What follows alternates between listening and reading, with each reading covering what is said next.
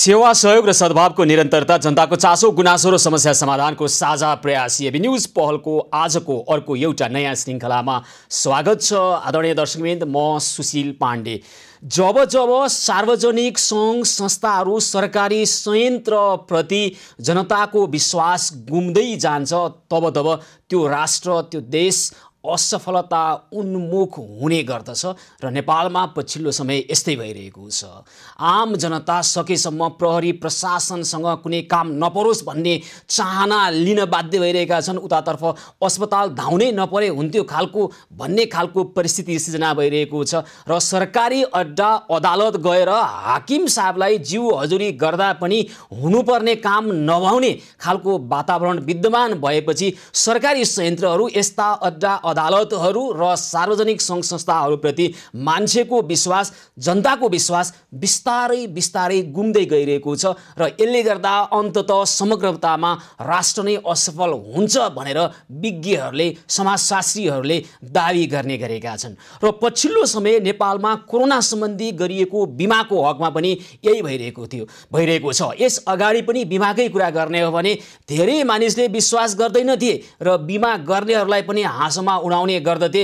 अहिले कोरोनाको बिमा गर्दै गर्दा र बिमा दाबी गर्नेहरूले भुक्तानी नपाउँदै गर्दा त्यति मात्र होइन, अर्थमन्त्री विष्णु पौडेलले यस अगाडि केही हप्ता अगाडि 1 हप्ताभित्र बिमा दाबी गर्ने, कोरोना बिमा दाबी गर्ने बिमितहरूको रकम भुक्तानी 1 हप्ताभित्र गर्नु भन्ने उहाँले ठाडो निर्देशन दिनुभएको थियो। थुप्रै हप्ता बितिसकेको छ तर त्यो कार्यान्वयन हुन सकिरहेको छैन र आजभन्दा ठ्याक्कै 1 हप्ता अगाडि अर्थमन्त्री पौडेलले पुनः अर्को ठाडो निर्देशन दिनुभयो सम्बन्धित निकायलाई 3 दिनभित्र बिमितहरूको बिमा भुक्तानी दाबी दिनु, उहाँहरूको भुक्तानी गरिदिनु।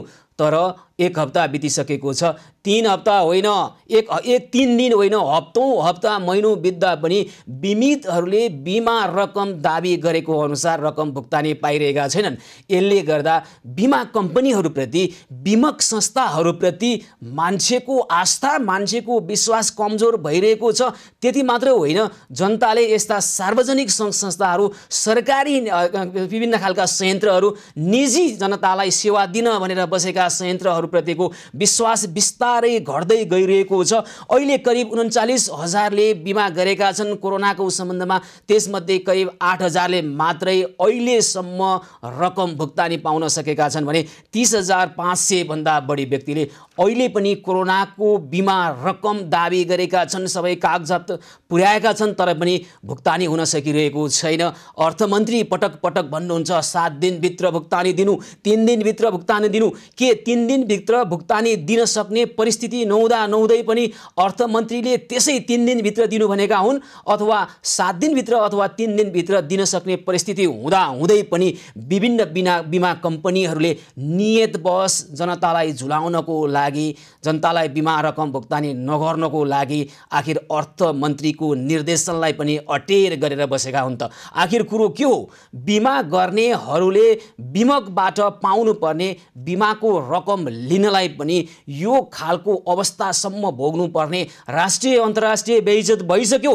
तैपनि मतलब छैन। अर्थमन्त्रीको पटक पटकको निर्देशन रद्दीको टोकरीमा फालेर बिमक सङ्घ संस्थाहरू, बिमा कम्पनीहरू के गरिरहेका छन् त? हामी यसै सम्बन्धी पुनः अर्को हामी कुराकानी गर्ने प्रयास गरिरहेका छौँ। यस अगाडि पनि हामीले विभिन्न सम्बन्धित सरकारवाला निकायहरूसँग पनि कुराकानी गरेका थियौँ र त्यतिखेर सरकारवाला सम्बन्धित निकायले छिटोभन्दा छिटो बिमा रकम भुक्तानी गर्ने प्रयासमा हामी लागिरहेको र ढुक्काउनुस् बिमा रकम पाउनुहुन्छ भन्ने उहाँहरूको शाब्दिक कुरा हामीले सुनेका थियौँ, शाब्दिक आश्वासन सुनेका थियौँ। तर अझसम्म पनि बिमा रकम भुक्तानी लिन थुप्रै व्यक्ति बाँकी छन्।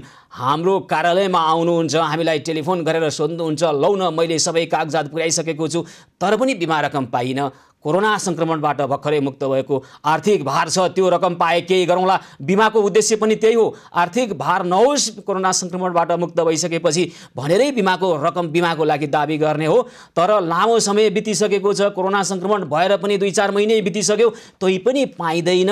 कोरोना संक्रमितहरूले भर्थेक होस् आर्थिक हिसाबबाट भनेर गरेको बिमाको भुक्तानी अब अर्को जुनीमा पाउने हो कि यही जुनीमा पाउने हो, यस सम्बन्धमा एक बिमित पीडित हामी कहाँ आउनुभएको छ, एउटा प्रतिनिधिमूलक आवाज लिएर आउनुभएको छ। हामी उहाँसँग कुराकानी गर्छौँ। त्यस पछाडि आखिर के कारणले ढिलाइ भइरहेको छ त बिमितहरूको बिमा दाबी भुक्तानी गर्नका लागि, यस सम्बन्धमा हामी कुराकानी गर्छौँ। बिमक सङ्घका अध्यक्ष दिपप्रकाश पाण्डेसँग पनि कुराकानी गर्छौँ। एक बिमित पीडित जो कोरोना संक्रमित हुनुभएको छ, कोरोना संक्रमण भइसकेपछि उहाँले गर्नुभएको बिमाको रकम भुक्तानीका लागि सम्पूर्ण कागजात पुर्याएर सम्बन्धित निकायमा बुझाइसक्दा पनि अहिलेसम्म पाउनुभएको छैन बिमा रकम। किन हो, उहाँको शब्दमा सुनौँ उहाँको के रहेछ वास्तविकता, एउटा प्रतिनिधि आवाज। हजुर नमस्कार, कार्यक्रममा स्वागत छ यहाँलाई। हजुर धन्यवाद सर। अब तपाईँले आफ्नो परिचय नभनिदिनु भन्नुभएको कारणले म तपाईँको परिचय सोध्दिनँ। कोरोना संक्रमित हुनुभयो, बिमा गर्नुभएको थियो, बिमाको रकम दाबी गर्दा भुक्तानी पाइन भन्नुभएको छ, के हो, कुन चाहिँ कम्पनीसँग गर्नुभएको छ भनिदिनुहोस् त। हजुर मैले चाहिँ 2077 साल 7 महिना 23 गते बिमा कम्पनीमा कोरोनाको दाबीको लागि सम्पूर्ण कागजहरू बुझाइसकेको। कुन बिमा कम्पनी हो भन्न मिल्छ?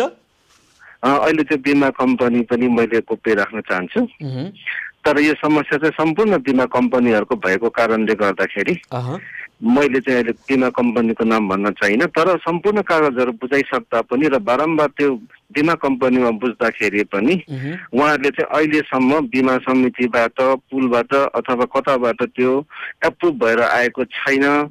आइसकेपछि हामी त पैसा दिइहाल्छौँ भनेर भन्नुहुन्छ। कति भयो तपाईँले सम्पूर्ण कागजात सहित आवेदन दिनुभएको?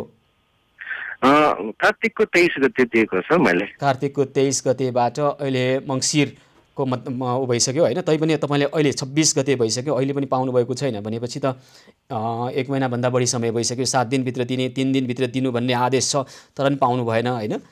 अनि बुझ्नुभयो सम्बन्धित कम्पनीलाई ताकेता गर्दाखेरि उहाँहरूले चाहिँ बिमा समितिबाट आउन ढिलो भइराखेको छ र उहाँहरूले चाहिँ मलाई केसम्म भन्नुभयो भने यो पुलको काम गर्ने कम्पनी एउटा मात्रै भएको, 20वटा कम्पनीको हेर्न चाहिँ यसले धेरै ढिलो गरेको र चाहिँ यो हाम्रो कोभिडको यो जुन परीक्षण गरेको छ यो चाहिँ प्राइभेटको र सरकारीकोलाई चाहिँ छुट्टै वर्गीकरण गरेको। प्राइभेटलाई चाहिँ तपाईँको के अरे यो अर्थ मन्त्रालय स्वास्थ्य मन्त्रालयमा पठाउनु पर्ने चेक गर्नको लागि बिमा समितिमा, तर सरकारीलाई चाहिँ के अरे सिधै पेमेन्ट गर्ने जस्तो कुरा उहाँहरूले भन्नुभयो। त्यसकारण मैले चाहिँ प्राइभेट प्रयोगशालाबाट चाहिँ आफ्नो कोरोना टेस्ट गराएको थिएँ, त्यस कारणले गर्दाखेरि पनि ढिलो भएको भन्ने उहाँहरूले चाहिँ मलाई जानकारी गराइराख्नु भएको छ। भनेपछि ढिला मात्रै भएको अथवा तपाईँले पाउने नपाउने कुरा चाहिँ भुक्तानी पाउने नपाउने कुरामा केही यकिन भएको छ कि छैन? अहिलेसम्म तपाईँको मलाई चाहिँ के अरे बिमा कम्पनीबाट कहीँबाट पनि तपाईँको चाहिँ यो कागजपत्रहरू चाहिँ के अरे नक्कली भएको अथवा त्यस्तो भएको जानकारीमा आएको छैन र बिमा कम्पनीलाई सम्पर्क गर्दा तपाईँको अब आउने लटमा चाहिँ यसको दाबी तपाईँको चाहिँ आउँछ भनेर उहाँहरूले मलाई आश्वासन गर्नु। भनेपछि तपाईँले निजीबाट नभए सरकारी प्रयोगशालाबाट कोरोना परीक्षण गरेको भए चाहिँ छिटो बिमाको रकम भुक्तानी पाउनु हुँदो रहेछ, निजीबाट गर्दा ढिलाइ भयो, 1 महिनाभन्दा बढी समय ढिलाइ भयो होइन? हो सर, त्यही उहाँहरूले त्यही भन्नुभएको रहेछ। र अर्को कुरा यो पुलको काम गर्ने शिखर इन्सुरेन्स एक्लै भएको कारणले गर्दाखेरि पनि 20वटा बिमा कम्पनीहरूको उसले चाहिँ चेक जाँच गर्दाखेरि ढिलो भएको भन्ने कुरा पनि उहाँले जानकारी गराउनु भएको छ मलाई। ल हुन्छ, हामी तपाईँको कुरा अहिले भर्खरै बिमक सङ्घका अध्यक्ष दिपप्रकाश पाण्डेसँग राख्छौँ। भर्खरै हामी यो समस्या राख्नेछौँ। तपाईँको मात्र समस्या होइन, प्रतिनिधिमूलक आवाज यहाँको थुप्रै करिब 30,000 भन्दा बढी व्यक्तिहरू अहिले सम्पूर्ण कागजात बुझाएर पनि बिमा रकमको भुक्तानीको लागि पर्खेर बसिरहेको परिस्थिति छ। कोरोना सङ्क्रमणबाट उन्मुक्ति भइसकेपछि तत्कालको लागि आर्थिक भार नपरोस् भनेर गरिएको बिमा रकम लिनकै निमित्त यो खालको दौडधुप गर्नुपर्ने परिस्थिति कसरी सिर्जना भयो? बिमक सङ्घका अध्यक्ष दिपप्रकाश पाण्डे हामीसँग प्रत्यक्ष सम्पर्कमा हुनुहुन्छ। हजुर पाण्डेजी नमस्कार, कार्यक्रममा स्वागत छ यहाँलाई। हामीसँग अहिले बिमक सङ्घका अध्यक्ष दिपप्रकाश पाण्डे हुनुहुन्छ। कोरोना बिमामा 39,000 को दाबी परेको, 8,500लाई मात्रै भुक्तानी भएको र अहिलेसम्म कोरोनाबाट सङ्क्रमित भएर सम्पूर्ण कागजात पुर्याएर बिमा रकम दाबीको लागि आवेदन दिएर बसेका 30,000 भन्दा बढी व्यक्तिहरूले अहिले पनि कोरोनाको बिमाको रकम भुक्तानी पाउन नसकेको कुरा आइरहेको छ। बिमक सङ्घका अध्यक्ष दिपप्रकाश पाण्डे हामीसँग प्रत्यक्ष सम्पर्कमा हुनुहुन्छ। हजुर पाण्डेजी नमस्कार, कार्यक्रम स्वागत छ यहाँलाई। नमस्कार हजुर, भन्नुहोस्। अब कोरोना बिमा भुक्तानीमा ढिलाइ भइरहेको भन्ने कुरा आइरहेको छ। थुप्रै दर्शकहरूले हामीलाई हाम्रै कार्यालयमा पनि आउनुहुन्छ, हामीलाई टेलिफोन गरिरहनु भएको छ। अनि अर्थमन्त्रीज्यूले योभन्दा अगाडि 1 हप्ताभित्र भुक्तानी दिनु भनेर यहाँहरू सबैलाई डाकेर बैठकमा भन्नुभएको पनि सुन्यौँ। फेरि अस्ति 1 हप्ता अगाडि 3 दिनभित्र भुक्तानी दिनु भन्ने निर्देशन पनि सुन्यौँ। अर्थमन्त्रीले यस्तो निर्देशन दिइरहनु भएको छ। अनि यहाँहरूले नि काम गर्ने हामी गरिरहेका छौँ भन्ने पनि सुन्नमा आउँछ। तर पनि फेरि बिमितहरूले भुक्तानी पाउन नसकेको गुनासो पनि सुनिरहेका छौँ। के हो वास्तविकता? वास्तविकता अब यसमा अलिकति म पृष्ठभूमि भन्नुभयो, टाइम छ होला? छोटोमा कृपया। यो कोरोना बिमा जब सुरु गरियो हजुर, कोरोना बिमा जब यो ल्याइयो, प्रयोगमा ल्याइएको एउटा प्रडक्ट हो। माइक्रो इन्सुरेन्स हुने भन्दा पनि पर्दा आवश्यक पर्नेको लागि प्रडक्ट ल्याइएको थियो होइन हजुर। त्यो बेला कसरी ल्याइयो भने नेपाल सरकारले स्वाब टेस्ट गरिन्छ, राष्ट्रिय प्रयोगशालामा स्वास्थ्य मन्त्रालयको प्रयोगशाला गरिन्छ र त्यो अनुसारै उ गर्दाखेरि हामीले कसरी माइक्रो इन्सुरेन्स प्रडक्टमा चाहिँ नि देशको कुनै काप्चाबाट आएको मान्छेहरूलाई सहरमा आएर औषध उपचार गर्दाखेरि परिवारलाई बस्नु पर्यो, खानु पर्यो होइन, त्यसको पोस्ट आहार दिनु पर्यो। त्यो किसिमको पृष्ठभूमिमा ल्याउँदाखेरि यो अलिकति पपुलर भएर गयो। पपुलर कुन चाहिँ भने कर्पोरेट बोडिजहरूमा पनि यसले धेरै नै पपुलारिटी लिएर यो प्रडक्ट जुन किसिमले वृद्धि भयो नि, त्यसपछि इन्सुरेन्स कम्पनीहरूले यसको पुनर्निर्माण नभएको हुनाले यसलाई चाहिँ नि के भन्छ अब स्थगन गर्ने भनेर एक दिन स्थगन पनि गरिएको प्रडक्ट हो होइन हजुर। त्यसपछि राष्ट्रले यसलाई चाहिँ आवश्यक छ, यसलाई लानुपर्छ। किनभने अहिले तपाईँले हेर्नुभयो भने यसले इकोनोमिक एक्टिभिटिजलाई मुभ गर्न पनि धेरै नै सहयोग पुगेको छ जस्तो लाग्छ। बिमा छ, त्यही भएर पनि काम गर्नुपर्छ भनेर कर्पोरेट बडिज फ्याक्ट्रीहरूमा यो यस किसिमले पपुलर भइदियो कि अहिले यो चाहिँ नि अब यसले इन्सुरेन्स रिस्कलाई धेरै नै मद्दत पुऱ्याएको छ होइन। त्यही परिप्रेक्ष्य के गर्यो भने मापदण्डबाट के गर्यो भने हामी विवेक सङ्घका अध्यक्ष दिपप्रकाश पाण्डेसँग प्रत्यक्ष कुराकानी गरिरहेका छौँ। उहाँसँगको सम्पर्क विच्छेद भएको छ, पुनः जोडिएर कुराकानी गर्ने प्रयास हामी गरिरहेका छौँ। यस अगाडि अर्थमन्त्री विष्णु पौडेलले केही हप्ता अगाडि 1 हप्ताभित्र कोरोना बिमा दाबी गर्नेहरूको रकम तुरन्त 1 हप्ताभित्र दाबी गरेकाहरू सबैलाई भुक्तानी दिनु भन्ने उहाँले ठाडो निर्देशन दिनुभएको थियो। त्यसको पनि कार्यान्वयन भएन। अस्ति भर्खरै अब 1 हप्ता अगाडि 3 दिनभित्र दिनु सम्पूर्ण कोरोनाको बिमा भुक्तानीको दाबी गर्ने बिमितहरूको रकम दिनु भन्ने उहाँले दिनुभएको आदेश पनि कार्यान्वयन भइरहेको छैन। आखिर अर्थमन्त्री आदेश दिइरहनुहुन्छ, ठाडो निर्देशन दिइरहनुहुन्छ सबै सरकारवाला निकायलाई राखेर, त्यतिखेर कोही पनि बोल्दैनन्, हुन्छ हजुर भन्नुहुन्छ र गइसकेपछि लामो समय लाग्ने गर्छ। आखिर नियत के हो? अर्थमन्त्रीज्यू किन निर्देशन दिइरहनु भएको छ? यदि 3 दिनभित्र दिन सकिन्न, प्रक्रियागत समस्या छ, समय लाग्छ भने 3 दिनभित्र 7 दिनभित्र दिनु भनेर किन लोभ्याउनु जनतालाई? होइन, दिन सकिन्छ भने यी बिमक संस्थाहरू अथवा बिमा कम्पनीहरूले के कारणले ढिलाइ गरिरहेका छन् त? आखिर के यसरी जुलाई बिमितहरूको रकम नदिने नियत बिमा कम्पनीहरूको हो त? अहिले हामी यसै सम्बन्धमा कुराकानी गर्दैछौँ विमक सङ्घका अध्यक्ष दिपप्रकाश पाण्डेसँग। उहाँसँगको सम्पर्क विच्छेद भएको छ, पुनः जोडेर कुराकानी गर्ने प्रयास गरिरहेका छौँ। र यसरी बिमितहरूको भुक्तानी दिँदा सम्पूर्ण मापदण्ड र एउटा प्रक्रिया त मिलाएको छ र बिमा कम्पनीहरूले यदि त्यो रकमले ठेक्दैन भने अन्य थुप्रै मापदण्ड र अन्ततः जनताले तिरेको करबाट उठेको राजस्वबाट सरकारले बेहोर्ने मापदण्ड छँदैछ, प्रक्रिया छँदैछ, नियम कानुन छँदैछ। त्यसकारणले बिमा कम्पनीहरू डुब्ने होइन, बिमा कम्पनीहरू कहिले उठ्नै नसक्ने गरी आर्थिक भार खेप्नु पर्ने पनि होइन। अन्ततः राजस्वबाटै जाने हो, राज्य कोषबाटै जाने हो, अन्ततः जनताकै पैसा हो, जनताले तिरेको करबाटै जाने हो। तर पनि किन यस्तो भइरहेको छ? विमक सङ्घका अध्यक्ष दिपप्रकाश पाण्डेसँग कुराकानी गर्दै सम्बन्ध विच्छेद भएको थियो, पुनः जोडिनु भएको छ। हजुर पाण्डेजी, मैले हजुर होइन, यहाँले भन्नुभयो आफ्नो कुरा। अर्थमन्त्रीले कहिले 7 दिनभित्र दिने भन्नुहुन्छ, दिनुहोस् भनेर यहाँहरूलाई आग्रह गर्नुहुन्छ, कहिले 3 दिनभित्र दिनुहोस् भन्नुहुन्छ, तर यहाँहरूले दिन सकिरहनु भएको छैन। समस्या प्रक्रियागत झन्झटिलो कारण हो कि समय लागेको हो कि अथवा बिमा कम्पनीहरूको नियतै हो कि भन्ने प्रश्न उठ्न थाल्यो अहिले। यस्तो बिमा कम्पनी नियोजित हुनै पर्दैन, किनभने अल्टिमेटली तपाईँले भर्खर भन्नुभयो जस्तो पहिलो 100 करोड बिमा कम्पनीले तिर्ने हो, त्यो त्यसपछि 100 करोड पुनर्बिमा कम्पनीबाट तिर्ने हो र त्यसपछिको 50 करोड इन्सुरेन्स कम्पनीको क्याटास्ट्रोफिक फन्डबाट तिर्ने हो, बाँकी 100 करोड बिमा समितिबाट त्यो सेवा शुल्कबाट तिर्ने हो भने त्योभन्दा बढीको नेपाल सरकारले नै तिर्ने हुने छ। तर हामी पनि नीति नियमले बाँधिएका छौँ होइन हजुर।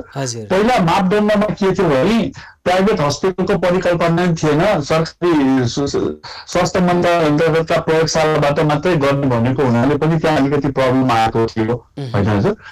त्यसलाई चाहिँ नि अलिकति क्लियर गर्ने के भयो भने अब पत्र पत्रिका न्युज मिडियाबाट के आयो भने अलिकति फ्रड क्लेमहरू आउन थाल्यो। यो किसिमको कुराहरू आएपछि के भयो त भन्दाखेरि यसलाई यसलाई कसरी क्लियर गर्ने भन्दा EDCD जुन एपिडेमिक डिजिज सेन्टरबाट जब कोरोना संक्रमित पुष्टि भएपछि उसमा जान्छ नि, त्यहाँ जानेपछि त्यहाँबाट भेरिफाई गरे पनि अत्यधिक हुन्छ भनेर त्यहाँबाट क्लियर गर्न सर्टेन टाइम लाग्यो हजुर। एउटा त्यो टाइम लाग्यो। अर्को मैले भने जुन किसिमले पपुलारिटी गेन गर्यो यो प्रडक्टले, त्यसपछि के भयो भने यो असोजको मिडदेखि असोज कार्तिक मङ्सिरमा चाहिँ जुन किसिमको नम्बर अफ क्लेम्स भोल्युम बढ्यो, सायद हामी प्रिपेयर्ड पनि थिएनौँ होला। हाम्रो कमजोरी सोच्ने भन्नै पर्छ। र केस के भयो भने एउटै मान्छेले चारवटा उसमा इन्सुरेन्स कम्पनीमा बिमा गरेर यो बिमामा त एउटा मात्रै। ठिक छ यी खालका झन्झटहरू समस्याहरू प्रक्रियागत कामहरू हुन सक्छन्।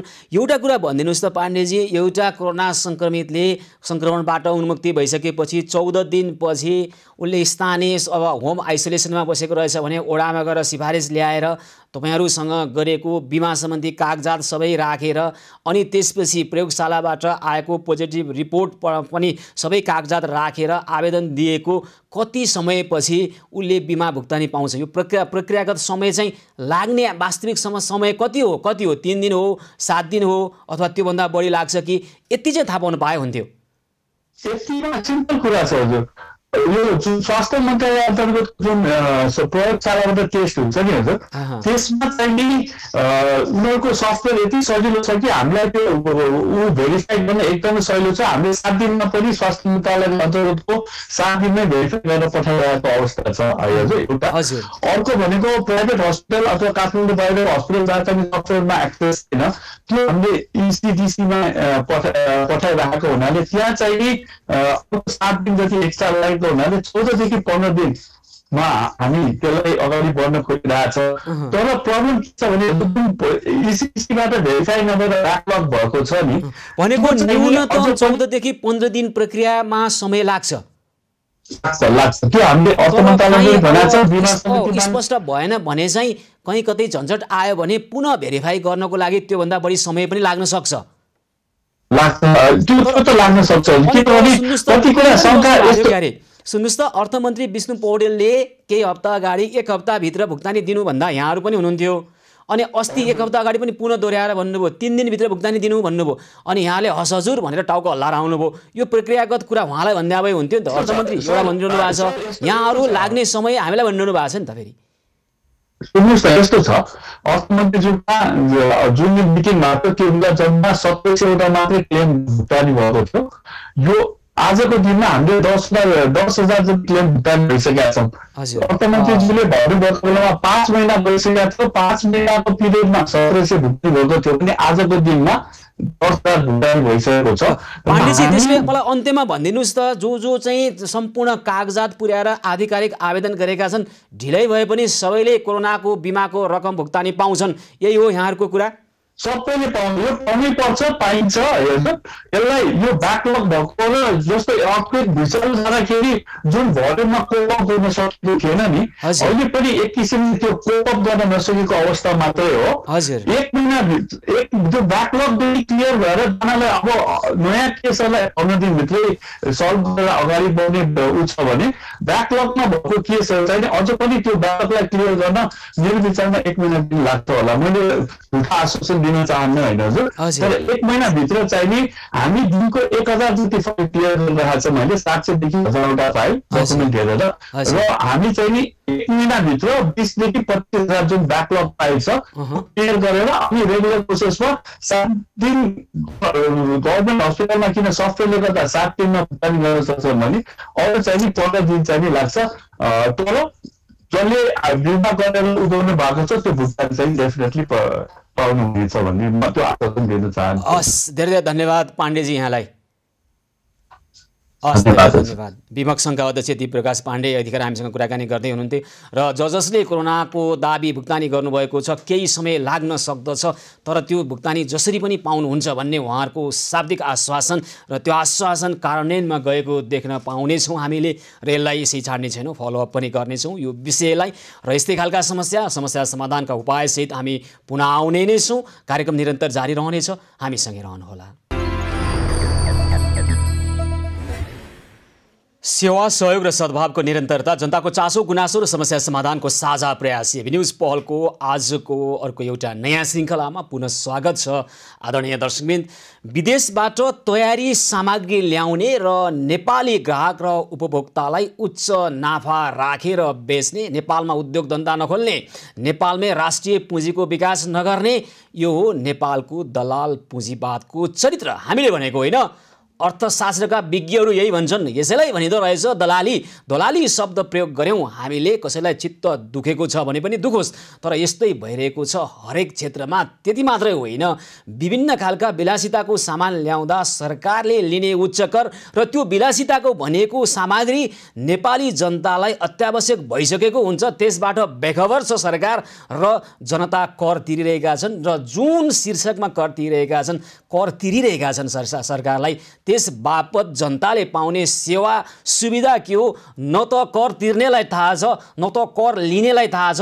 करमाबाट उठेको राजस्वबाटै भ्रष्टाचार गरेर अकुत कमाउनेहरूलाई त के मतलबको कुरै भएन, तर जनता चाहिँ मारमा परिरहेका छन्। हो, यस्तै भइरहेको छ। सवारी साधन विदेशबाट तयारी अवस्थामा ल्याइन्छ नेपालमै उत्पादन गर्न नसक्ने कुरो हुँदै होइन, यो प्रयासहरू नभएका होइनन्, तर विदेशबाट जसरी अहिले सवारी साधनहरू नेपाल भित्रिएका छन् र उच्च नाफा राखेर जसरी केही उच्च घरानिया भन्नेहरूले यहाँ लुटको धन्दा मचाइरहेका छन् र त्यसो गर्ने बन्द गर्न किन पर्यो र नेपाली जनताले किनि नै रहेका छन्। एउटै सवारी साधनमा लाखौँ मूल्य जोडेर यहाँ किनबेच भइरहेको छ। हाम्रै छिमेकी भारतमा जसरी 4 लाख पर्ने एउटा सवारी साधनलाई यहाँ पर्छ 22 लाखसम्म। कारण के त 150% भन्दा बढी कर सरकारले नै असुल्छ।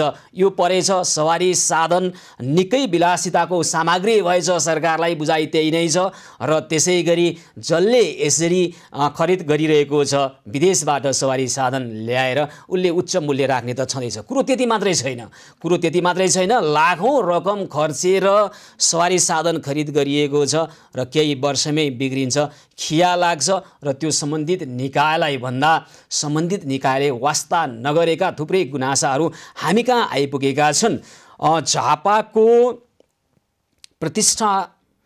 प्रतिष्ठान मोटर्सको समस्या हामी कहाँ आइपुगेको हो। त्यहाँका केही थुप्रै दर्शकहरूले हामीलाई उहाँहरूले उच्च मूल्य हालेर किनेको सवारी साधन र त्यो सवारी साधनमा केही वर्षमै देखिएको समस्या र सम्बन्धित निकायलाई त्यो समस्या सुनाउँदा वास्ता नगरेको गुनासो लिएर आउनुभएका छ। झापाबाट फणीन्द्र तिमसिना यस्ता थुप्रै खालका समस्याहरूको प्रतिनिधिमूलक आवाज लिएर आउनुभएको छ। फणीन्द्र तिमसिनासँग हामी कुराकानी गर्छौँ। त्यसपछि भएको के हो त प्रतिष्ठान मोटर्सका हामी एम बिमलीसँग पनि कुराकानी गर्छौँ। आखिर हुन्डाई कम्पनीले बिक्री गरेको सवारी साधनमा केही वर्षमै देखिएको यो समस्या मात्र एउटा व्यक्तिको समस्या होइन, प्रतिनिधिमूलक आवाज लिएर यस्ता थुप्रै खालका समस्याहरू आएको छ। उच्च मूल्य हालेर खरिद गरेका यी सवारी साधनहरूमा देखिएको समस्या सम्बन्धित निकायले ध्यान दिएन भन्ने छ र प्रत्येक यस्ता अन्तर्राष्ट्रिय ब्रान्डका उत्पादनहरूमा सम्बन्धित खरिद गर्ने, सम्बन्धित बिक्री गर्ने, वितरण गर्ने सम्बन्धित आधिकारिक निकायले यस सम्बन्धमा ग्राहकको गुनासो सुन्ने आधिकारिक व्यवस्थापन त गरेकै हुन्छ, तर यहाँको समस्या के हो हामी यो बुझ्ने प्रयास गरिरहेका छौँ। हामीसँग एकजना दर्शक हुनुहुन्छ फणीन्द्र तिमसिना, हामी उहाँसँग कुराकानी गर्छौँ। उहाँ प्रतिनिधिमूलक आवाज लिएर आउनुभएको छ। हजुर फणीन्द्रजी नमस्कार, कार्यक्रममा स्वागत छ यहाँलाई। हजुर नमस्कार। तपाईँको ठ्याक्कै गुनासो के हो भन्नुहोस् त। मैले आजभन्दा 3 वर्ष अगाडि एउटा हुन्डाईबाट केटा गाडी लिएको थिएँ। ठ्याक्कै 1.5 वर्ष पछाडि किने अनि तपाईँको रोजगारमा ख्याल लाग्ने अनि गाडीभित्र छिर्ने समस्याहरू देखा पर्यो। अनि उहाँले हुन्डाई सोरुममा गएर जानकारी पनि पाएँ, ठिकै उहाँले कुरा गर्छौँ भन्नुभयो, त्यतिकै भयो। हामीले दृश्यमा जुन सवारी साधन देखाइरहेका छौँ, तपाईँले 3 वर्ष अगाडि खरिद गर्नुभएको सवारी साधन हो यो? हजुर, 3 वर्ष अगाडि। के कारणले यस्तो भयो? यो चाहिँ अब मलाई हजुर हजुर फरिन्द्रजी, उहाँसँग सम्पर्क विच्छेद भएको छ। हुन्डाई कम्पनीले बिक्री गरेको 3 वर्ष अगाडि बिक्री गरेको एउटा अन्तर्राष्ट्रिय ब्रान्डको सवारी साधनमा देखिएको समस्या, यस्ता थुप्रै समस्याहरू हामी कहाँ आइपुगेका छन् र फणिन्द्र तिमसिना प्रतिनिधिमूलक आवाज लिएर हामीसँग कुराकानी गर्दै हुनुहुन्थ्यो र सम्बन्धित निकायलाई जसबाट उहाँले खरिद गर्नुभएको हो यो सवारी साधन, यसको आएको समस्या राख्दा उहाँले वास्ता नगरेको विषय हामीलाई राख्नुभएको छ। उहाँले झापाको प्रतिष्ठान मोटर्सबाट यो खरिद गरेको कुरा गरिरहनु भएको छ। हामी उहाँसँग पनि जोडिएर कुराकानी गर्ने प्रयास गरिरहेका छौँ। एम विमली हामीसँग प्रत्यक्ष सम्पर्कमा हामी उहाँसँग प्रत्यक्ष सम्पर्क गरेर कुराकानी गर्ने प्रयास गर्छौँ र त्यस्तै अन्य थुप्रै खालका समस्याहरू त्यही झापाकै प्रतिष्ठान मोटर्सबाटै खरिद गरेका अशोक शर्माले 2076 वैशाखमा खरिद गरेको सवारी साधन, त्यसै गरी झापा सुरुङ्गाका चेम्जोङ सिंहले खरिद गरेको सवारी साधनमा पनि समस्या आएको कुरा भइरहेको छ। हामी हुन्डाई कम्पनीका लक्ष्मी इन्टरकन्टिनेन्टल हुन्डाई कम्पनीको नेपालको आधिकारिक विक्रेता हो र त्यहाँसँग सम्बन्धित व्यक्तिहरूसँग पनि कुराकानी गर्ने प्रयास गरिरहेका छौँ र दर्शकमित्र अन्य थुप्रै खालका समस्याहरू छन्, मात्र समस्या होइन, समस्या समाधानका उपायहरू पनि हामी लिएर आएका छौँ र अहिले हप्तामा 2 दिन बिदाको सुझाव दिएको छ। एक अध्ययन गर्ने बनेको समितिले हप्तामा 2 दिन बिदा दिँदा थुप्रै खालका फाइदा हुने खालको सुझाव दिएको छ। धेरै काम गरौँ, धेरै उत्पादन गरौँ होइन, अब काम बन्द गरौँ, त्यसो भयो भने पानीको खर्च बन्द हुन्छ, विद्युतको खर्च बन्द कम हुन्छ, त्यसपछि अन्य थुप्रै खर्च कम हुन्छ, खर्च जोगाउँ वार्षिक 1 अरब जति भन्ने खालको अध्ययन प्रतिवेदनको निष्कर्ष छ।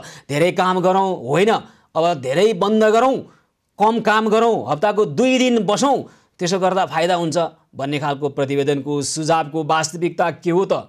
अल्छी हुँदै गरेको, जुम्सो हुँदै गरेको सार्वजनिक निकाय सरकारी संयन्त्र भन्ने आरोप हामीले लगाएको होइन, दर्शकहरूले मात्रै लगाएको पनि होइन। तपाईहरू जो जानुहुन्छ सरकारी अड्डा अदालत निकाय, त्यहाँका कर्मचारीहरूको भाव भङ्गीमा, त्यहाँको कर्मचारीहरूको काम गर्ने शैली सबैलाई भनेको होइन, गर्नेहरूलाई भनेको अधिकांशको त्यही छ। सरकारी काम कहिले जाला काम गर्ने दिनमा त यस्तो छ, अब चाहियो रे 2 दिन बिदा, त्यसो बिदा गर्दा यति धेरै फाइदा हुन्छ रे कि फाइदा जताततै फाइदा, वर्षको अर्बौं नाफा, खर्च कम, घर परिवारमा मिलन हुने लगायतका फाइदाको विषयमा हामी कुराकानी गर्छौँ। एक पूर्व सचिव आउनुहुन्छ सामान्य प्रशासन मन्त्रालयको।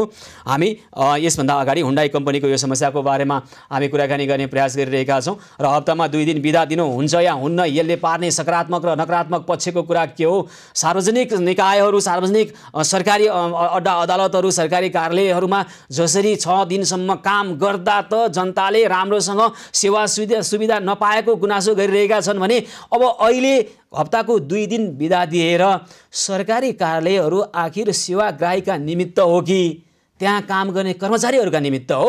अर्को एउटा पक्ष रमाइलो छ, प्रत्येक सरकारी कार्यालय जानुस्, त्यहाँ तपाईँले पिउने पानी देखेर हरेक कुराको व्यवस्था कार्यालयका हाकिम साहबहरू जति ठुलो हाकिम हो त्यति राम्रो व्यवस्था गरिरहेको हुन्छ। उहाँहरूले प्रयोग गर्ने सवारी साधन जुन नेपाली जनताको करबाट तिरेर उहाँहरूले किन्नुहुन्छ, त्यो सवारी साधन पार्किङ गर्ने क्षेत्र छुट्याइएको हुन्छ। सेवाग्राही जाँदा न सवारी साधन राख्ने ठाउँ हुन्छ, न उहाँहरूलाई खानेपानीको राम्रो व्यवस्था हुन्छ, न त्यहाँ सेवाग्राहीहरू जाँदा राम्रो बस्ने टेबल कुर्सीकै व्यवस्था हुन्छ। हाकिम साहबहरू जाडोमा मजाले हिटर तापेर बसिरहनु भएको हुन्छ र गर्मीमा मजाले चिसो बनाएर वातानुकूलित कोठामा मजाले बसिरहनु भएको हुन्छ। तर जसले त्यहाँ गएर उहाँहरूलाई पाल्नको लागि कर तिर्छ नि, उनलाई चाहिँ यस्तो व्यवस्था गरिन्छ। संसारको कुनै पनि लोकतान्त्रिक भन्ने मुलुकमा यस्तो हुँदैन, यस्तो पटक्कै हुँदैन, त्यो मात्र नेपालमा हुन्छ। हाकिम साहबहरू मालिक हुनुहुन्छ र सेवाग्राहीहरू नोकर हुन्छ, तब न सेवाग्राहीले जिउ हजरी गर्दा नि हुने काम पनि उहाँहरू गर्नुहुन्न। अब चाहियो रे 2 दिन बिदा, यसो गर्दा अर्ब रकम बच्छ रे, अनि परिवारमा यति राम्रो सम्मिलन हुन्छ रे, सबैतिर फाइदा हुने विषयमा हामीलाई नै चिन्ताको विषय होइन, तर पनि हामी सोध्छौँ यसको यथार्थ के हो? एकजना सामान्य प्रशासन मन्त्रालयका पूर्व सचिवसँग कुराकानी गर्छौँ। त्यसै गरी राम्रा कुराको सराहना गर्ने र नराम्रा कुराको आलोचना गर्ने हाम्रो पत्रकारिताको धर्म हो र त्यही नै गर्दैछौँ छौँ। यतिखेर हामी पर्वतको महाशिला गाउँपालिकामा एक ठाउँमा त्यहाँ एसियाकै सबैभन्दा ठुलो शिला छ र त्यो शिलाको पर्यटकीय दृष्टिकोणबाट प्रचार प्रसार किन भइरहेको छैन यो विषयमा पनि कुराकानी गर्छौँ। यतिखेर भने फणिन्द्र तिमसिनासँग छोटो कुराकानी गर्छौँ। हजुर फणिन्द्रजी नमस्कार। ल तपाईँको गुनासो चाहिँ ठ्याक्कै भन्नुहोस् त, छोटोमा कुराकानी सकौँ हामी। हजुर मैले आजभन्दा 3 वर्ष अगाडि एउटा हुन्डाईको क्रे गाडी लिएको थिएँ र तपाईँको 1.5 वर्ष विषय तपाईँको पानी दुइने अनि तपाईँको ढोका सबै तपाईँको पटपटी फुटेको ख्याल लगेर खाइसकेको छ अनि तपाईँको गाडीको चारतिर रङ उकिएको छ अनि त्यस पछाडि यो एकपल्ट होमस्टेमा गएर 1.5 वर्ष अगाडि समस्या यस्तो यस्तो भयो के गर्नु भन्दाखेरि हुन्छ त्यही चाहिँ हामी कुरा गर्छौँ भन्नुभयो अनि त्यतिकै भयो उहाँहरूले कुरा पनि गर्नु भएन अनि बिचमा फेरि लकडाउन भयो। लकडाउन भइसके पछाडि अब ठिकै भयो अनि लगभग आजभन्दा 1.5 महिना अगाडि गएर उहाँहरूसँग कुरा गरेँ मैले सोचे के गरौँ अब 50 लाख रुपियाँको चाहिँ हाम्रो गाडी किनिएको हुन्छ 2 वर्षमा चाहिँ गाडी तपाईँको धरान पानी चुने हुन्छ भने अब गाडी कसरी चलाउने होइन अब यो एउटा ठुलो समस्या मान्छे बल्ल पैसा तपाईँले जहाँबाट सवारी साधन खरिद गर्नुभयो त्यहाँ प्रतिष्ठान मोटर्समा गएर समस्या राख्दा पनि तपाईँको कुरा सुनवाई भएन भन्ने तपाईँको गुनासो होइन त? हजुर हजुर मैले एकपल्ट काममा पनि कुरा गरेँ उहाँले पनि मलाई केही उल्लेख दिनु भएन होइन। हजुर अब मेरो अन्तिम काहीँ विकल्प नभएर अब मैले त अब पत्रकार साथीहरूलाई पनि गर्नुपर्ने हुन्छ त्यही कारण म एकपल्ट उहाँहरूसँग हामी ठाउँमा पुर्याउँछौँ भन्नुभयो उहाँहरूले। जस्तो अहिले मेरो गाडीमा मात्रै समस्या होइन अहिले हुन्डाको अहिलेसँग मैले फेसबुकमा हालेको दिनबाट यता 5 गाडीसम्म आइसक्नु होइन उहाँहरूको पनि गाडी तपाईँको यस्तो भएको छ केही वर्ष अगाडि निकालेको गाडीहरू पनि ढोका खुलिराखेका। हुन्छ हामी यो विषयमा कुराकानी गर्छौँ। प्रतिष्ठान मोटर्सका एमबी मल्लिक प्रत्यक्ष सम्पर्कमा हुनुहुन्छ। हजुर एमजी नमस्कार, कार्यक्रममा स्वागत छ यहाँलाई। हजुर एमजी तपाईँले टेलिभिजनको आवाज सानो बनाइदिनुहोस्, बन्द गरिदिनुहोस्, कुराकानी गरौँ है त। हुन्छ कि सर तपाईँको आवाज त केर आइरहेछ अहिले त्यस कारणले पनि हो तपाईँले टेलिभिजनको आवाज बन्द गरिदिनुहोस् त, त्यो इको आइरहेछ। अब हामी कुराकानी गरौँ एमजी। हुन्छ हुन्छ सर। अब तपाईँको त्यहाँबाट थुप्रै खालका हामीलाई गुनासो आइरहेको छ। तपाईँले बिक्री गर्नुभएको हुन्डाई कम्पनीका केही सवारी साधनमा खिया लागेका दृश्यहरू अनि त्यहाँ ढोका राम्रोसँग नलाग्ने दृश्यहरू हामीले देख्यौँ। थुप्रै खालका एउटा मात्रै होइन 3-4 वटा 5-7 वटै समस्या आयो हामी कहाँ। अन्त पनि यो समस्या आएको हुनसक्छ। के हो त्यस्तो के भएको हो र उहाँहरूले ग्राहकले गुनासो राख्दा पनि तपाईँहरूले राम्रो खालको प्रतिक्रिया दिनु भएन भन्ने गुनासो गरिरहनु भएको छ। प्रत्यक्ष जोडिएर एकजना फणिन्द्र तिमसिनाजी हुनुहुन्छ, तपाईँको ग्राहक। के भएको हो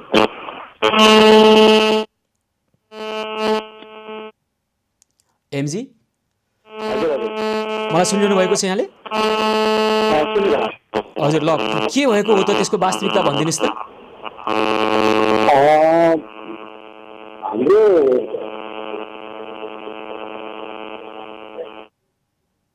हजुर हजुर एमजी होइन तपाईँले टेलिभिजनको आवाज चाहिँ सानो बनाइदिनै पर्छ, बन्द गरिदिनुहोस् त, आवाज बन्द गरिदिनुहोस् न, हामी कुराकानी गरौँ। ए होइन टेलिभिजन छुट्टै रुममा हो, म छुट्टै रुममा छु कि सर। ल भन्नुहोस् त। हजुर समस्या चाहिँ कस्तो हुन्छ भने हामीले चाहिँ हुन्डाई कम्पनी भनेको वर्षौँदेखि चलिआएको कम्पनी हो होइन। यो कम्पनीका हजारौँ गाडीहरू अथवा विशेष गरी हेर्दा बाँकी गाडीहरू सडकमा गएका गाडीहरूमा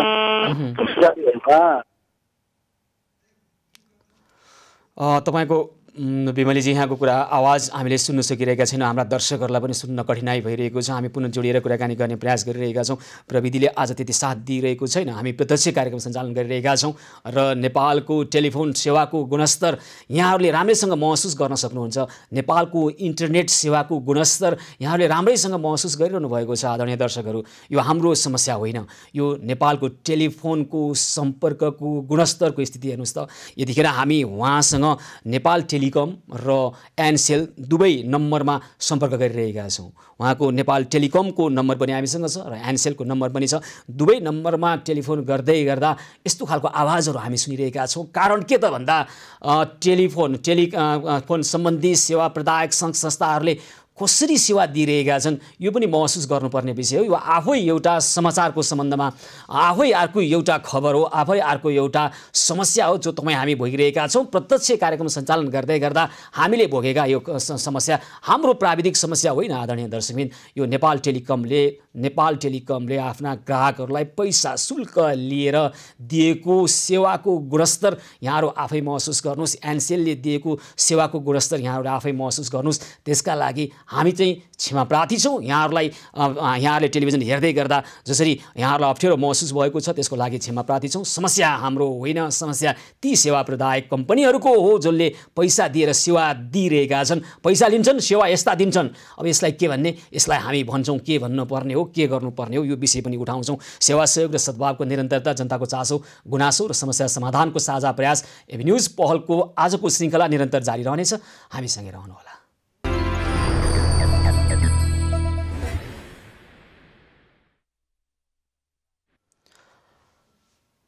सेवा सहयोग र सद्भावको निरन्तरता, जनताको चासो गुनासो र समस्या समाधानको साझा प्रयास एबी न्युज पहलको आजको अर्को एउटा नयाँ श्रृङ्खलामा पुनः स्वागत छ।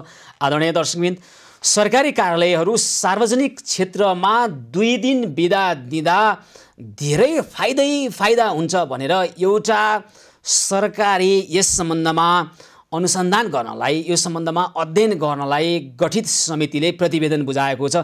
जसअनुसार अहिलेकै कुरा गर्ने हो भने वार्षिक 1 अर्ब 65 करोडभन्दा बढी बचत हुने, 1 दिन 1.5 दिन बिदामा बस्दा भन्दा 2 दिन बिदामा बस्दा उत्पादकत्व बढ्ने, अनि धेरै आन्तरिक पर्यटनको वृद्धि हुने, लैङ्गिक समानता कायम गर्न सहयोग पुग्ने, व्यक्तिगत जीवन सन्तुलित हुने, पारिवारिक सामिप्यता कायम हुने, पर्यावरणमा सकारात्मक प्रभाव पर्ने जस्ता धेरै फाइदा भएको कारणले हप्तामा 2 दिन बिदा पाउनु पर्यो। अब सरकारी कर्मचारी लगायत अन्यले भन्ने खालको 2 दिन बिदाको यति धेरै फाइदाका महिमा बल्ल आएर थाहा भएछ। फाइदा हुन्छ भने 2 दिनको होइन 3 दिन बिदा गरौँ। सरकारी काम कहिले जाला घाम भन्ने मानसिकता लिएर बस्ने, सकेसम्म जनताको काम गर्न नपरे हुन्थ्यो भन्ने ठान्ने, 6 दिन काम गर्दा त जनतालाई सेवाग्राहीलाई सेवा दिन नसक्ने, अनि 2 दिन बिदा बस्नलाई चाहिँ फाइदा देखाउने। वाह, कति राम्रो काम गर्नुभएछ। प्रतिवेदनमा अध्ययन गर्ने अध्ययन समितिका व्यक्तिहरूलाई त सलामै ठोक्नुपर्ने अवस्था आयो। होइन, धेरै काम गर्दा उत्पादकत्व बढ्छ कि अथवा एक दिनमा पनि सरकारी मोटर र सरकारी मोटरसाइकल चढेर घुम्न जानेहरूलाई अब 2 दिन घुम्न जान कति रमाइलो हुन्छ। हेर्नुहोस् त, काठमाडौँ उपत्यकाकै वरिपरिका जिल्लाहरूमा शुक्रबार सरकारी कार्यालयका सरकारी सवारी साधन चढेर काठमाडौँ आउँछन् अनि आइतबार बिहान फर्किन्छन्। ती निजी सवारी साधन हो, तपाईँले निजी रूपमा प्रयोग गरिरहनुभएका हाकिम साहब। सरकारी हो, जनताको हो। सरकारी भनेको जनताको हो, जनताको करबाट किनेको हो। र हप्तामा 2 दिन बिदा दिँदा राम्रो कि नराम्रो, यो विषयमा हामी सामान्य प्रशासन मन्त्रालयका पूर्व सचिव धरणीधर खतिवडासँग कुराकानी गर्छौँ। हामी खतिवडाजी नमस्कार, कार्यक्रममा स्वागत छ यहाँलाई।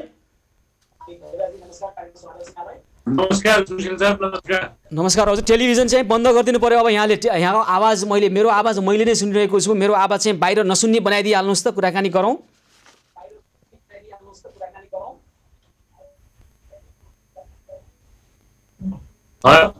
भयो ल। अब 2 दिन बिदा गर्दा सरकारी कार्यालयहरू 2 दिन बिदा गर्दा फाइदा हुने खालको अध्ययन समितिले प्रतिवेदन बुझायो। 2 दिन बिदा गर्दा के होला, ठिक होला कि बिठेक होला? यहाँ त सामान्य प्रशासन मन्त्रालयमा सचिव भएर नि काम गर्नुभयो, के गर्दा सही होला? दुईटा कुरो छ। कुनै पनि निर्णय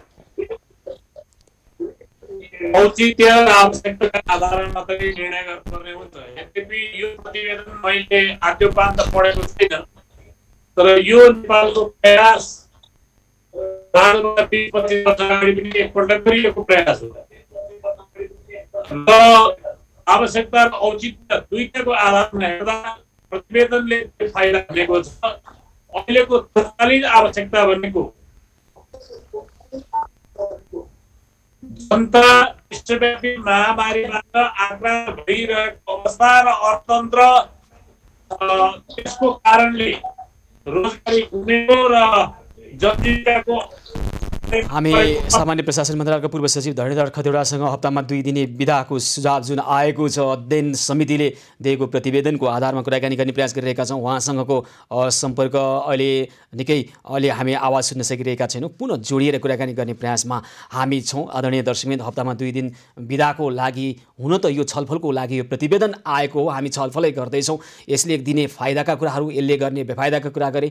मुख्य गरी सरकारी कार्यालयहरू कसका निमित्त भन्दा सेवाग्राहीका निमित्त। त्यहाँ काम गर्ने कर्मचारीहरू सेवक हुन्, सेवाग्राहीका नेपाली जनताको, जसको करबाट उहाँहरू पालिनुहुन्छ।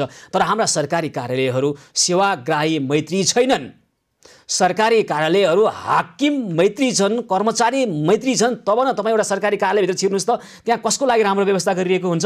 हाकिम साहबको लागि सबैभन्दा राम्रो, उहाँको मोटर राख्ने ठाउँ सबभन्दा राम्रो। त्यसपछि कर्मचारीहरूलाई मात्रै सवारी साधन, उहाँहरूको लागि मात्रै पार्किङ, अरूलाई जान पाइँदैन त्यहाँ। अनि सेवाग्राहीको लागि खोलिएको त्यो कार्यालयमा सेवाग्राहीकै सवारी साधनको पार्किङको व्यवस्था नगर्ने, सेवाग्राहीको लागि नै खानेपानीको समेत व्यवस्था नगर्ने, यो लज्जास्पद विषय होइन? अझ चाहियो रे 2 दिन बिदा। ल, धरणीधर खतिवडासँग हामी पुनः जोडेर कुराकानी गर्छौँ। हजुर खतिवडाजी। हजुर हजुर। ल, अब यो हप्तामा 2 दिन बिदा दिने सुझाव सही कि गलत, बिदा दिँदा राम्रो कि नराम्रो ठ्याक्कै भनिदिनु पर्यो, समय छोटो भएको कारणले गर्दा? आवश्यकता र औचित्यको आधारलाई हेर्दा 2 दिन बिदा दिनु अहिलेको धरातली यथार्थलाई हेर्दा विवेकपूर्ण निर्णय होइन। तर हेर्नुहोस् त, अब इन्धन बचत हुने, विद्युत पानी बचत हुने, यातायात शीर्षकमा हुने खर्च बचत हुने, उत्पादकत्व बढ्ने, आन्तरिक पर्यटन बढ्ने, लैङ्गिक समानता कायम हुने र पारिवारिक मिलनमा सामिप्यता हुने, सबैतिर पर्यावरणमा राम्रो सकारात्मक प्रभाव पर्ने फाइदा कुरो छ त। यहाँ प्रतिवेदन त त्यो पो भन्छ त। होइन, यो दुईटाको बिचको ट्रेड अफ हेर्नुपर्छ सुशीलजी। जनताको आधारभूत बाँच्न पाउने अधिकार र मुलुकको अर्थतन्त्रमा परेको प्रतिकूल असर र त्यो देखाइएका सुविधा बिचको ट्रेड अफलाई हेरेर मैले भने हुँ कि औचित्य र आवश्यकताको आधारमा हेर्दा यो निर्णय त्यति उपयुक्त मलाई लाग्दैन। त्यसैले 2 दिन बिदा दिँदा देशलाई घाटा हुन्छ, राष्ट्रलाई क्षति पुग्छ, जनतालाई सेवाग्राहीलाई अप्ठ्यारो सृजना हुन्छ हो। जनता र सेवाग्राही प्रतिको हाम्रो समर्पण भावको कमी यसले प्रतिबिम्बित गर्छ। त्यसो भए के गर्ने त? यो अध्ययन प्रतिवेदनले त सकारात्मक कुरो छ। तपाईँ भन्नुहुन्छ 2 दिन बिदा दिँदा ठिक हुँदैन। त्यसो भए अध्ययन प्रतिवेदनको यो सुझाव काम लागेन। त्यो अध्ययन प्रतिवेदनले धरातलीय वास्तविकतालाई भन्दा अन्य कुरालाई समेटेको होला। प्रतिवेदन मैले आद्योपान्त पढेको छैन, तर अहिलेको नेपालले भोगिरहेको वास्तविक अवस्था भनेको गुमेको रोजगारीका अवसर र लाखौं बेरोजगार मान्छेहरू रोग र भोकले सताइएको र हामीले निर्धारित समय र लागतमा कुनै पनि कुराहरू पुरा गर्न नसकिरहेको र सुशासन प्रत्याभूत गर्न नसकिरहेको अहिलेको अवस्थामा जनमैत्री भावले सेवाभावप्रति समर्पित भएर कर्मचारी प्रशासनलाई अगाडि बढाउनु पर्ने, सुरक्षाका विषयमा पनि त्यस्तै छ, अरू विषयमा पनि त्यस्तै छ। त्यसले गर्दाखेरि मेरो व्यक्तिगत विचारमा सुशीलजी, तपाईँले अवसर दिनुभयो, म विश्वस्त भएर के भन्छु भने औचित्य र आवश्यकता यो दुईटालाई हेरेर गरिने निर्णय भनेको विवेकपूर्ण निर्णय र त्यसको दीर्घकालीन सकारात्मक परिणाम हुन्छ। तात्कालिक आवश्यकतालाई, तात्कालिक लाभलाई हेरेर बडो चित्ताकर्षक नाराले गरिएका यस्ता कतिपय निर्णयहरूले दूरगामी असर चाहिँ त्यति राम्रो नपारेको मेरो आफ्नो अनुभवका आधारमा भन्दा यो आवश्यकता र औचित्यलाई यसले पूर्णतः पुष्टि गर्न सक्दैन। हस्, धेरै धेरै धन्यवाद छ यहाँलाई खतिवडाजी। ल, धन्यवाद। हस्, धेरै धन्यवाद। सामान्य प्रशासन मन्त्रालयका पूर्व सचिव धरणीधर खतिवडा यतिखेर हामीसँग हुनुहुन्थ्यो र हप्तामा 2 दिन बिदा दिने अध्ययन समितिको यो त केवल सुझाव हो। यसमा छलफलको लागि यो प्रतिवेदन अहिले सार्वजनिक भएको छ र धेरै काम गर्दा उत्पादकत्व बढ्ला, अझ धेरै काम गरौँ र खर्च मात्रै बचाउने हो भने 2 दिनको सट्टा 3 दिन गरे 1 अर्बको सट्टा अर्को अर्ब थपिएर बचत होला, यसरी सोच्ने होइन। सरकारी कार्यालयहरू सेवा मैत्री हुनुपर्छ। सरकारी कार्यालय छिर्दाखेरि नै सेवा मैत्री खालका त्यहाँ दृश्यहरू देखिनुपर्छ। सेवाग्राहीहरूलाई खानेपानीको व्यवस्था, सरकारी कार्यालयमा हुनु पर्यो, त्यहाँ उहाँहरूलाई चाहिने बस्ने ठाउँ, उहाँहरूको सवारी साधन पार्किङ गर्ने ठाउँ हुनु पर्यो, त्यसपछि मात्रै त्यहाँ कार्यालयका कर्मचारीहरूले त्यसको प्रयोग गर्ने हो। किनभने सरकारी कार्यालय त्यहाँको हाकिम साहबको कार्यालय होइन, त्यहाँको कर्मचारीको कार्यालय होइन। यसोभन्दा अनौठो लागिरहेको होला, वास्तविकता यही नै हो। सरकारी कार्यालय अथवा अन्य जुनसुकै कार्यालय किन नहोस्, सेवाग्राही मैत्री र सेवाग्राहीलाई प्राथमिकतामा राख्नुपर्छ। हामी यसको पनि विशेष अपरेसन गर्दैछौँ। सरकारी कार्यालयमा कस्ता खालका व्यवहार हुन्छन्, कर कार्यालयहरूमा कस्तो खालको व्यवहार हुन्छ, सेवाग्राहीलाई र कर तिर्न जाने व्यक्तिहरूलाई यसको विशेष रिपोर्ट हामी लिएर आउनेछौँ। सेवा सहयोग र सद्भावको निरन्तरता, जनताको चासो गुनासो र समस्या समाधानको साझा प्रयास एभिन्यूज पहलको आजको श्रृङ्खलाको भने समय सकिएको छ। कार्यक्रमबाट म सुशील पाण्डे लगायत सम्पूर्ण युनिटलाई बिदा दिनुहोस्। यहाँहरू भने खबरभित्रको खबर र एभिन्यूज पहलका निमित्त हेर्दै गर्नुहोला एभिन्यूज खबर। हस्त नमस्कार।